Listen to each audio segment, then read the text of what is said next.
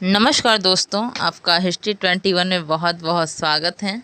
तो पिछली वीडियो में हम अलाउद्दीन के बाजार नियंत्रण व कृषि संबंधी नीति के विषय में चर्चा कर रहे थे, जहां पर हमने जिक्र किया था कि किस प्रकार उसने खालसा भूमि में उसने क्या परिवर्तन किए, साथ ही उसने किस प्रकार बाजार की स्थापना की, वहाँ किन किन अधिकारियों की नियुक्ति की और उसके विषय में अन्य बातों पे हमने और अन्य चीज़ों पे हमने चर्चा किया था। आज हम उसके आगे की चीज़ों को और देखते हैं कि क्या थी उसकी कृषि संबंधी नीति और कुछ क्या उसने बाजार संबंधी नीतियों में क्या परिवर्तन किए थे।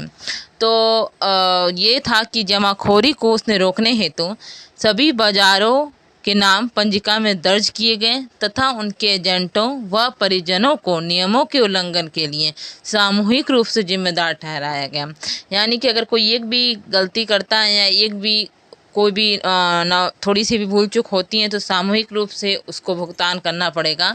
तो ये कठोर नियम का ही एक उदाहरण है। उसके उपरांत राज्य ने अपने भंडार स्थापित किए जिन्हें अनाजों से भरा रखा जाता था। यदि कोई दुकानदार ज़्यादा कीमत लेता या माप तौल के गलत पैमानों का प्रयोग करता तो उसे कड़ी सजा दी जाती थी। यानी किसी प्रकार का भी बेईमानी को एकदम रोकने की कोशिश की गई कि जितना है जैसा है वैसा ही उसका प्रयोग किया जाए। अगर कोई भी दुकानदार अपना दिमाग ज़्यादा चला रहा है या माप तौल में गड़बड़ी कर रहा है, पैमानों का गलत प्रयोग कर रहा है तो उसे कठोर और सख्त दंड दिया जाता था, जिसके कारण कोई भी दुकानदार ये कहने की या करने की जहमत नहीं उठा पाता था, क्योंकि इतना शासन और शासक दोनों ही बहुत कड़े थे।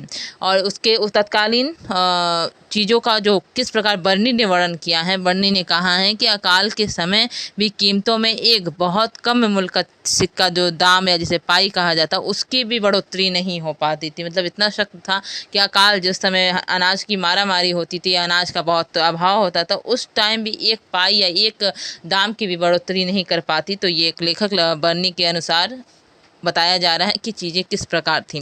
और फिर बर्नी ने ये भी लिखा है कि जो अनाज मंडी में जो कीमतों का स्थायित्व है, क्योंकि ये स्थायित्व है कि अकाल के समय में भी कीमतों में बढ़ोतरी नहीं हो रही, तो अपने आप ही में एक बहुत ही बड़ी बात है। तो उसने भी कुछ इसी प्रकार वर्णित किया है कि अनाज मंडी में कीमतों का स्थायित्व इस युग का एक आश्चर्य था। यह आश्चर्य है कि उसमें चीज़ों के इतने उतार चढ़ाव के बीच भी चीज़ों में कोई परिवर्तन नहीं हो रहा है। और मवेशी और गुलामों की कीमतों का नियमन कड़ाई से किया जाता था। उनका जो भी चीज़ें थी जैसी भी थी उसका बहुत कड़ाई से पालन किया जाता था। और घोड़ों की कीमतों का नियंत्रण सुल्तान के लिए अत्यधिक महत्व है, क्योंकि तत्कालीन समय में घोड़ों का क्या महत्व है ये सभी को पता है। और अलाउद्दीन अच्छी नस्ल के जो घोड़े थे उनकी कीमत 100 से 120 टंका थी, जबकि जो सेना जो कि मध्य नस्ल मतलब था उसकी जो थी वो 22 से 25 टंका थी। यानी ऐसे घोड़े जो सेना के काम में नहीं आ सकते थे उनको 22 से 25 टंका ही दिया जाता था। तो घोड़े को लेकर अलाउद्दीन खिलजी की सोच डिफरेंट थी, अलग थी, तो उसको लेकर वो थोड़ा पॉजिटिव था। और इसके साथ ही अलाउद्दीन खिलजी के दरबार में अमीर खुसरो व हसन दहलवी जैसे कवि भी थे, जिन्होंने अमीर खुसरो ने सितार का आविष्कार किया था और वीणा को संशोधित किया था। तो आज का वीडियो यहीं पे समाप्त होता हुआ। अगर आपको वीडियो उपयोगी अच्छी पसंद आई हो तो प्लीज़ इसे लाइक कीजिए, शेयर कीजिए, मेरे चैनल को सब्सक्राइब कीजिए और अंत तक वीडियो में बने रहने के लिए आप सभी का बहुत बहुत धन्यवाद।